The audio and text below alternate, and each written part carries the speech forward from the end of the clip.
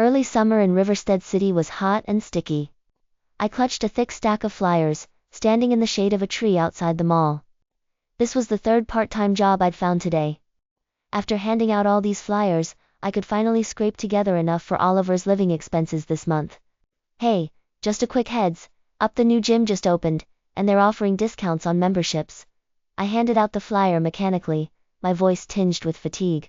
Suddenly someone grabbed my wrist. I froze the moment I looked up. Joseph Downey stood right in front of me, dressed in a sharp tailored suit that made him look even taller, though the surprise in his eyes was impossible to hide. Next to him stood a little boy who looked just like him. That was Matthew Downey, my son. After not seeing him for 5 years, he had grown so tall. Iris?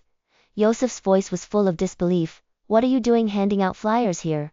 I yanked my wrist back, voice flat. Mr. Downey, long time no see. I'm working, please move aside. Matthew looked at me shyly, his eyes full of unfamiliarity and curiosity. Dad, who is she? Joseph's face darkened. He pulled a black card from his wallet and pressed it into my hand. Take this card.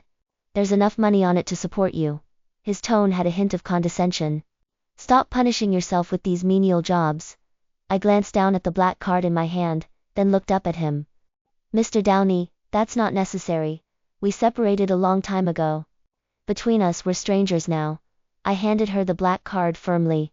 Joseph's brow tightened even more. Iris, you don't need to be so hard on yourself. I'm not being hard on myself. I smiled faintly. Life's tough now, but at least it's real. After saying that, I turned to walk away. Mom! Matthew suddenly called out, his voice soft but striking me like a hammer. I stopped in my tracks but didn't look back. I can't look back. Once I do, I lose. When I got back to the rental, Oliver had already finished school. He saw the blisters on my wrist from handing out flyers, and immediately pulled me down to sit, then took out the first aid kit. You're not wearing gloves again. He carefully treated my wounds while grumbling. I forgot. I smiled and ruffled his hair. Oliver Miller is the kid I took in after I got out of prison, and he's the only thing I care about now. By the way, Mom, Oliver suddenly said, I found out about Joseph Downey. He's now the richest man in Riverstead City, chairman of the Downey Group. I gripped the flyer tightly, my fingertips turning white. The richest man? Oh. So that's how well he's been doing all these years. Memories rushed in like a tide, mixing the beautiful with the brutal past in my mind. Joseph is my family's adopted son. That year his parents died in an accident, and my parents softened, so they took him in. He's 3 years older than me, and has protected me since we were kids. Iris, I'll protect you forever from now on. That was something he used to say when we were kids. We grew up together, went to school together, and naturally, we grew closer. After graduating from college, we got married. Joseph held me close and whispered in my ear, Iris, thank you for marrying me. I'll make sure you're happy for the rest of your life. Life after our wedding was truly happy. He worked hard at the company, while I took care of my parents and managed the house. Before long we had Matthew. Joseph adored Matthew. No matter how late he finished work, he'd always check on our sleeping son first. At that time, I thought this happiness would last forever.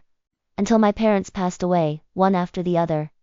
After Mom and Dad passed away, Joseph took over the family business. He got busier and busier, often coming home late at night smelling of a stranger's perfume. I warned him to take care of himself, but he always told me I was naive, saying he was working so hard for the family. Oh, and I believed him. Until that day.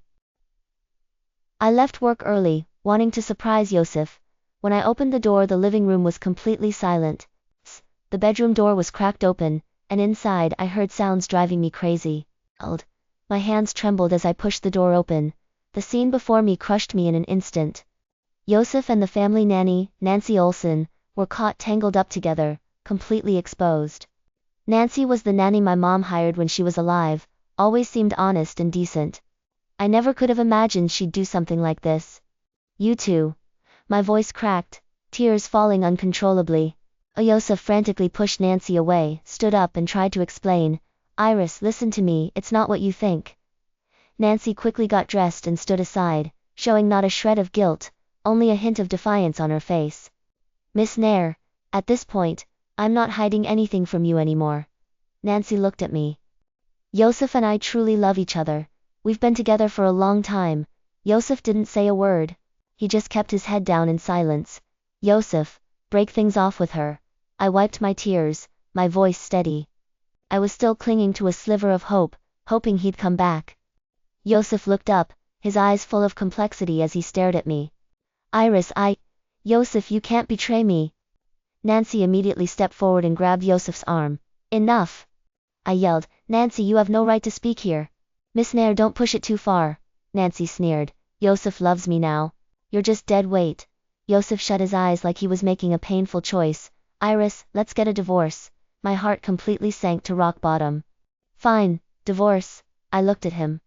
But there's one condition, Matthew has to come with me. No way. Yosef shot back, Matthew is the Downey family's heir. He can't leave with you. He's my son too. I shouted, my voice shaking with emotion.